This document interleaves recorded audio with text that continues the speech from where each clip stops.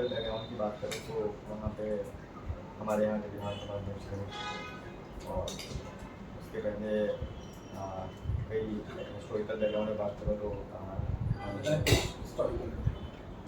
Historical background में sir जैसे अवधेश प्रताप सिंह रहे, और हमारे यहाँ के महाराजा माता सिंह हैं, और पूरी बघेल डायनेस्टी ही रही सर वहाँ से। मार्तंड सिंह की प्रसिद्धि किस लिए है? सर एक तो सांसद है वो, और उन्होंने कई सारे आर्थिक और शैक्षणिक कार्य कराए, इसलिए शैक्षणिक कार्यों पर ज़्यादा पसंद है। और पूरी दुनिया को क्या मार्तंड सिंह क्यों जाने जाते हैं पूरी दुनिया में? सफ़ेद शेर के लिए सर वैसे जाने जाते हैं। उन्होंने सफ़ेद शेर का वो पकड़ा था, और उसका अच्छा, सफेद शेर को पकड़ा था पक्का? नहीं पकड़ा नहीं था, मतलब उनके संरक्षण में वो रखा गया था। सफेद शेर को संरक्षण में रखा गया था, 100% श्योर है? जी सर, उनकी डायनेस्टी में रखा गया था सफेद शेर को वहाँ सफेद शेर था। पहली चीज, सफेद बाघ था, सफेद शेर नहीं था। आप फॉरेस्ट सर्विस में आना चाह रहे हैं, तो शेर और बाघ में अंतर। बिल्कुल ठीक है, आप रीवा का बैकग्राउंड बता रहे थे, आप हिस्टोरिकल में मुगल पीरियड का रीवा का आप बताएं। तो हिस्टोरिकल बहुत फेमस रहा है। व्यक्ति वहाँ से हुआ है। अकबर द्वितीय रहे हैं। अकबर द्वितीय वहाँ अकबर द्वितीय की अकबर तृतीय?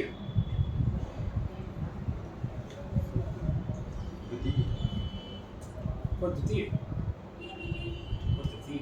अकबर द्वितीय औरंगजेब के पुत्र थे जिन्होंने विद्रोह किया था।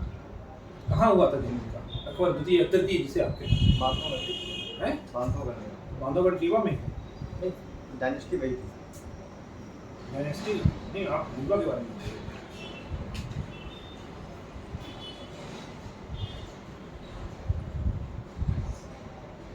अच्छा, आप विवाह के 4-5 स्वतंत्र नाम से नाम बता दीजिए। अच्छी सर वो मतलब जिनका राष्ट्रीय स्वतंत्रता संग्राम में रीवा के 5 1857 की क्रांति में सर भाग गया था ठाकुर अहमद सिंह उस समय पे। उसके बाद सर अवधेश प्रताप सिंह, शंभुनाथ शुक्ल, वेरी नाइस। फिर आपके यहाँ बड़ा एक फेमस मेडिकल कॉलेज है। श्याम साहब। 1857 की क्रांति के समय में रीवा राज्य का कौन था शासक?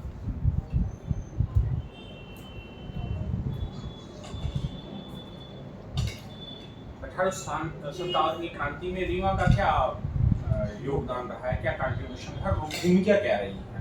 सर उस समय पे मैं एक राजा है, उनका नाम रिकॉल नहीं कर पा रहा हूँ, माफी चाहता हूँ सर।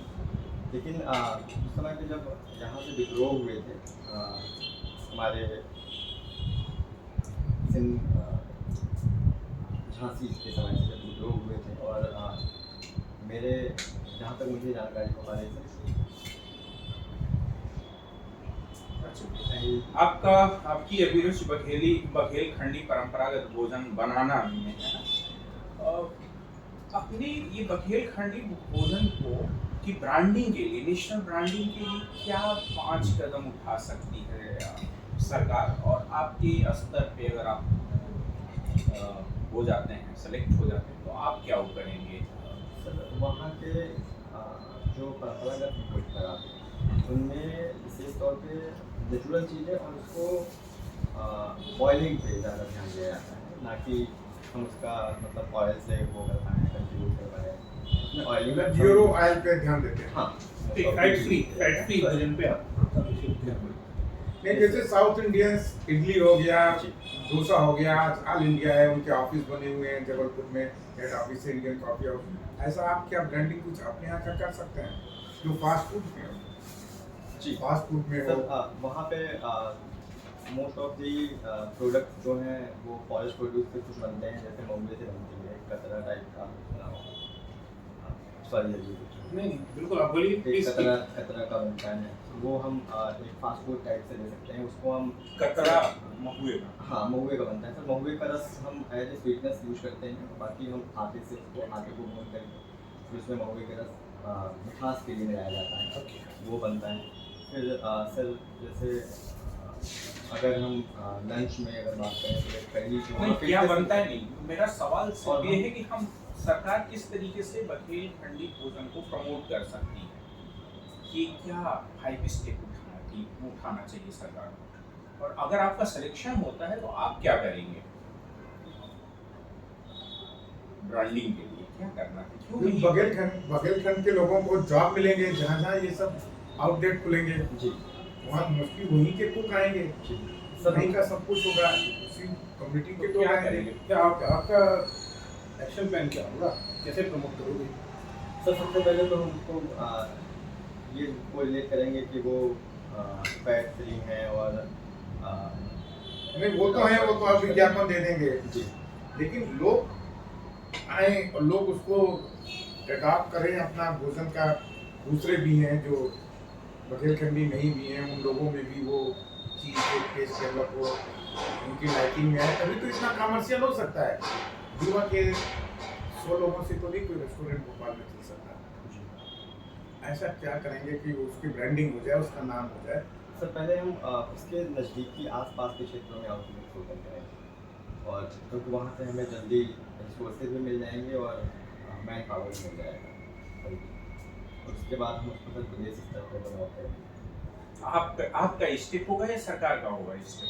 सर दो अलग अलग सवाल हैं, आपका अपना खुद का स्टेप और सरकार का स्टेप। आप मुझे एक चीज़ बताओ, आप फॉरेस्ट रेंज ऑफिसर भी आप बन चुके हैं, इसके बाद आप किस तरह से अपने स्टेप ले सकते हैं? आप रेंज ऑफिसर या एसीएफ बने हो, आप ये भी करना चाह रहे हो कि बघेलखंडी भोजन को भी करो, आप किस तरह आपका एक्शन प्लान होगा?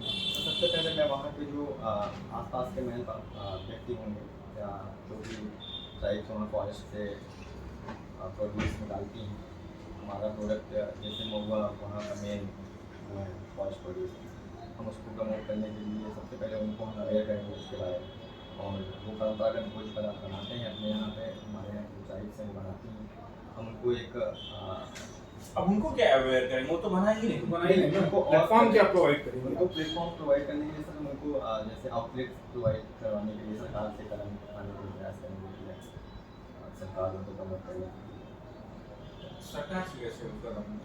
सरकार कैसे एसीएफ से क्या सरकार का क्या लेना देना? कोई आप ऐसी योजना चाहते हैं सरकार की जो लोगों को ये सब प्रोवाइड करती है, उस योजना से आप उसे जोड़ना चाहें? और कौन सी वहाँ पे ट्राइब्स हैं आपकी जो नई गढ़ी रीवा मऊगंज क्षेत्र में ट्राइब्स, कोई नाम जानते हैं उनका? सर कोल जनजाति में है इस वक्त है। और कोल जनजाति की समस्या क्या है आज? समस्या है कोल जनजाति सर समस्याओं में सबसे पहले है कि एक तो शैक्षणिक स्तर उनका बहुत कम लिटरेसी रेट आज भी, दूसरा सर मतलब उनके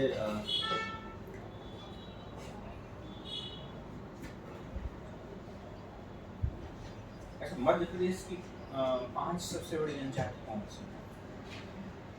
तो सबसे पहले भी सबसे बड़ी संख्या की दृष्टि से। कोल है,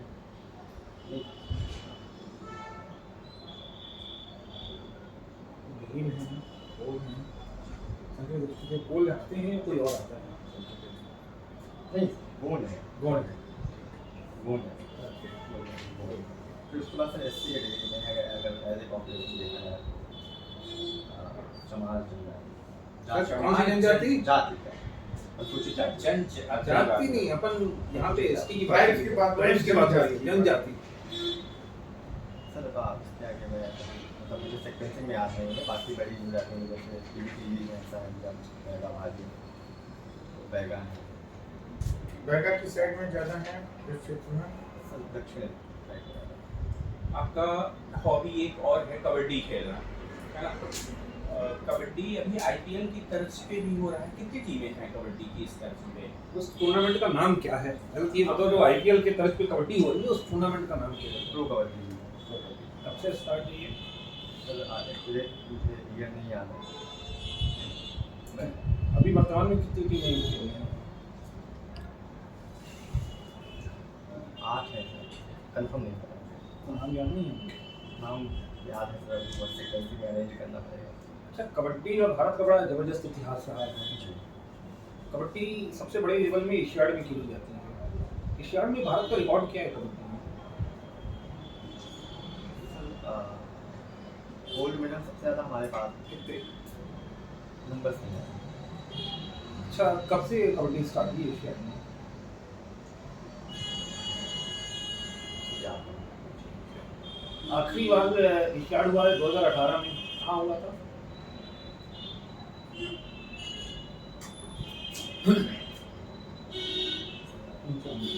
इसमें भारत की क्या पोजीशन है कबड्डी में? सर तीसरी है। तीसरी आई थी, ब्रॉन्ज मेडल मिला था। गोल्ड किसे मिला था? सर मुझे कंफर्म याद नहीं है, लेकिन शायद ईरान या फिर साउथ कोरिया, इन दोनों की फंड है। जितना मैं याद कर रहा हूँ। ठीक ठीक। कबड्डी में जो है, आप ये बताओ कितने खिलाड़ी होते हैं? 7 खिलाड़ी। एक साइड एक टीम में 7 टीम में 7 आपने कभी डिस्ट्रिक्ट लेवल पे कोई रिप्रेजेंट किया है एमपी को? सर मेरे पास इसके सर्टिफिकेट मेरा बैक हो गया था, नहीं मिले, बाकी स्कूल से मैंने खेला था। अच्छा, 2 चीज़ें होती हैं, रेडर और डिफेंडर। कितने मिनट की रेडर रेड का टाइम क्या होता है? टाइम लिमिट 30 सेकंड होते हैं। 30 सेकंड्स में अगर आप टाइम आउट हो जाए, लाइन पार्टी करें तो आउट। अच्छा, आखिरी अर्जुन अवार्ड भी मिलते हैं कबड्डी में, अगर आपको पता हो तो। अभी रिसेंटली लास्ट ईयर कबड्डी में अर्जुन अवार्ड मिला था, किस खिलाड़ी को मिला? अजय ठाकुर। अजय ठाकुर को 2019 में मिला, 2022 का कुछ।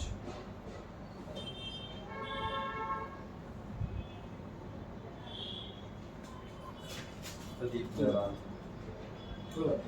आपका जो एकेडमिक रिकॉर्ड है वो बड़ा कंसिस्टेंटली गिर रहा है। 74%, 66%, 59 में आ गया है। कुछ खास कारण? सर विशेष तौर पे वहाँ पे जब 12वीं पास हुआ था, उसके बाद मेरा रुझान मेरी सब्जेक्ट एडिशनल में बायोलॉजी थी, मेरा रुझान एग्रीकल्चर साइड पे जाता था।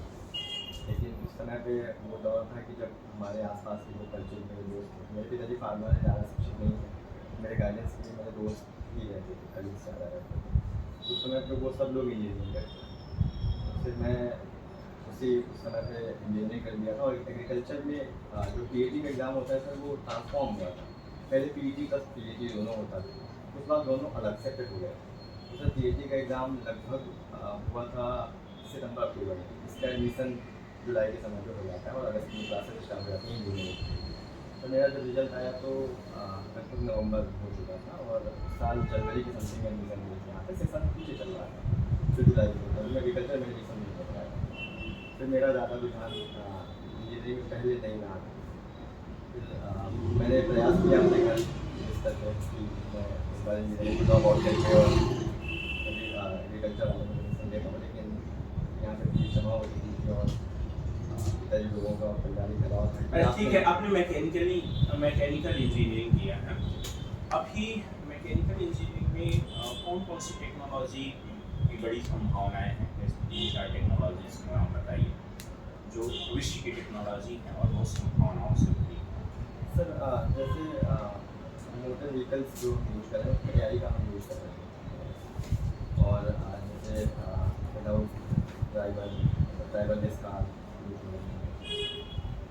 ये एक हद तक हम सर जैसे जो ट्रेन संचालित कर रहे हैं उनमें हम ये अप्रोच ला रहे हैं। और ईवी, अच्छा ईवी में भी क्या समस्या आ रही है और क्यों अभी जैसे बहुत सारे स्कूटर्स और मोटरसाइकिल्स थे ईवी के आए थे, उसको रोक दिया गया था, तो क्या समस्याएं आ रही है ईवी में? इलेक्ट्रिकल व्हीकल्स में सर दो समस्याएं थी। पहला तो सरकार ने सर ग्रीन एनर्जी को प्रमोट करने के लिए सब्सिडी का प्लान किया है, सब्सिडी का। उसमें ऐसा देखा गया सर कि जो मानक स्तर तय किया गया था भारत सरकार के द्वारा, जो कंपनियाँ ईवी का प्रयोग ईवी के तहत सब्सिडी में प्रोवाइड करती थी, वो उस मानक स्तर को फुलफिल नहीं कर रही। और इसका नतीजा एग्जाम्पल ये था कि सर बहुत जगह पे जैसे ओला जैसी बड़ी कंपनी जो स्टार्टअप है, उनकी बहुत सारी गाड़ियों में ऐसा था कि ब्लास्ट हुए। और अच्छा, ओला का जो मॉडल है वो क्या है? उनकी अपना असेंबलिंग कर रहे हैं या खुद का प्रोडक्शन कर रहे हैं? असेंबलिंग कर रहे हैं। असेंबलिंग कर रहे हैं। अभी प्रोडक्शन में सर जहाँ तक मुझे पता है कि अपने भारत में लगभग भी ऐसी कोई कंपनियाँ पूरी तरह से नहीं आती हैं जो पूरा कस्टम कर लेंगे, असेंबल भी कर लेंगे, क्योंकि बहुत सारे टाटा का क्या स्थिति है? टाटा का भी चल रहा है। क्या चल रहा है? प्रोडक्शन चल रहा है, असेंबलिंग कर रही है? अभी क्या स्थिति है? प्रोडक्शन कर रही है टाटा या असेंबलिंग कर रही है टाटा? हाँ? कंफर्म नहीं है। कौन कौन सी गाड़ी आ रही है टाटा की जो ईवी में? सर टाटा टियागो आ गई कार में, और नेक्सॉन में। इसके अलावा और कौन सी भारत की मार्केट में कौन कौन सी गाड़ियाँ हैं ईवी? टू व्हीलर्स में, फोर व्हीलर। फोर व्हीलर्स में सर हुंडई की है, और अच्छा, हाइब्रिड टेक्नोलॉजी क्या है? दोनों मिक्स टेक्नोलॉजी है सर। कौन कौन सी? जैसे हम ग्रीन एनर्जी में अगर अपन उनको इलेक्ट्रिक व्हीकल्स और उसको कन्वर्ट कर सकते हैं, इसके अलावा उसमें एक पैनल और लगा रहता है जो पेट्रोल या फिर डीजल से चलता है, वो दोनों मिक्स अप फॉर्म में। कौन कौन सी ऐसी गाड़ियाँ हैं हाइब्रिड मॉडल पे काम कर रही हैं? हाइब्रिड क्या चैलेंजेस हैं हाइब्रिड मॉडल में? जहाँ तक मुझे पता है कि एम जी हेक्टर नहीं, M G Morris John garage करके कंपनी है, वो हाइब्रिड मॉडल पे काम की है, और उसका शायद एक प्रोडक्ट आया है। शायद ये कौन सा प्रोडक्ट है? एमजी का कौन सा प्रोडक्ट है? यहाँ पे और उसने इसके हाइब्रिड पे काम किया। टाटा ने भी किया है, कौन सी टाटा का नेक्सॉन भी हाइब्रिड मॉडल पे है? एबी है? नहीं, हाइब्रिड पे कोई नहीं, यहाँ पर भी है। पता नहीं है, गेस कर रहे हो? टोयोटा की?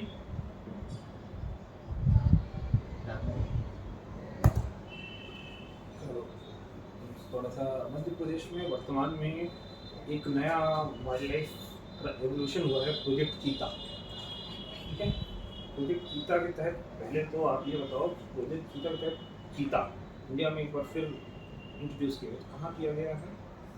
श्योपुर में शोनो national park. Vinod national park में। कितने चीते किए गए? सर पहले उसमें 8 है, और 12 नए करेंगे, 20 किस कंट्री से? नाम इंडिया से। क्या नाम इंडिया पूरे 20? नहीं, पहले जो 8 है इस 12 वो भी न्यूक्लियस से ही आए। याद नहीं करता। अच्छा, आप रीवा से बिलोंग करते हो, तो रीवा और चीता का क्या कनेक्शन पता है आपको? सीता का रीवा और चीता कनेक्शन नहीं पता आपको?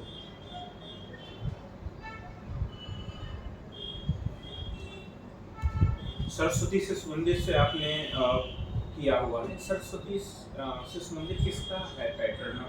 इसका संस्थान क्या नाम है? सब आर्ट्स ऑर्गेनाइजेशन। आरएसएस के और कौन कौन से शैक्षणिक संस्थान हैं? उच्च शिक्षा में कौन से संस्थान काम कर रहे हैं?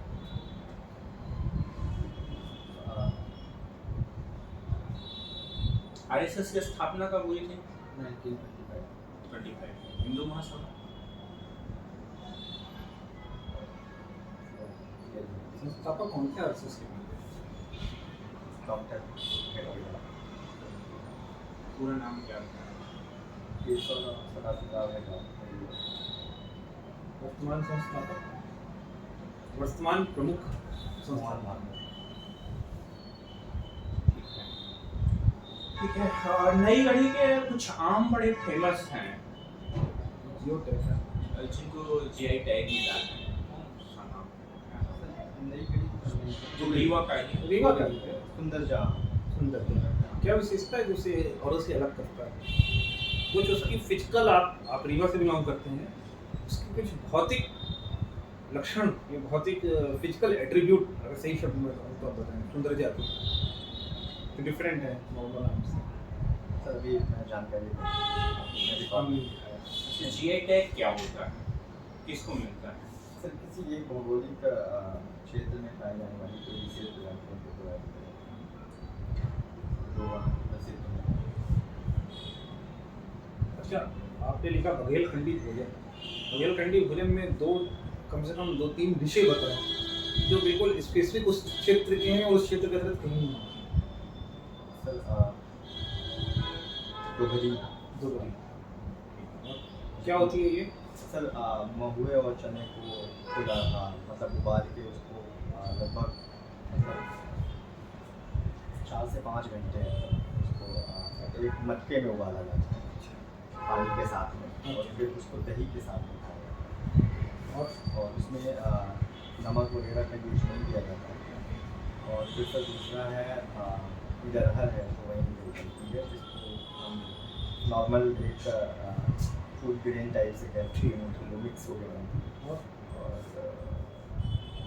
कि आप खोलेंगे उनके लिए हमें करेंगे तो डिश भी तो होनी चाहिए ना, ये कुछ डिफरेंट डिश भी डिफरेंट होनी चाहिए ना। अच्छा तीसरा आप ये बताओ, बघेलखंड में अब तो जैसे बॉलीवुड है वैसे तो मूवी डेवलप हो रही है। ये हाल ही में बघेलखंड की मूवी आई है, भोपाल के डीडी मॉल में रिलीज हुई थी, कौन सी सर मूवी का नाम बताओ? बुधिया ऐसा कुछ नहीं। डायरेक्टर एक्टर का नाम? सर कॉल नहीं कर पा रहा हूँ मुझे। ठीक है। अविनाश। अविनाश के। हाँ ठीक है तो ठीक है, पानी पी के आइए।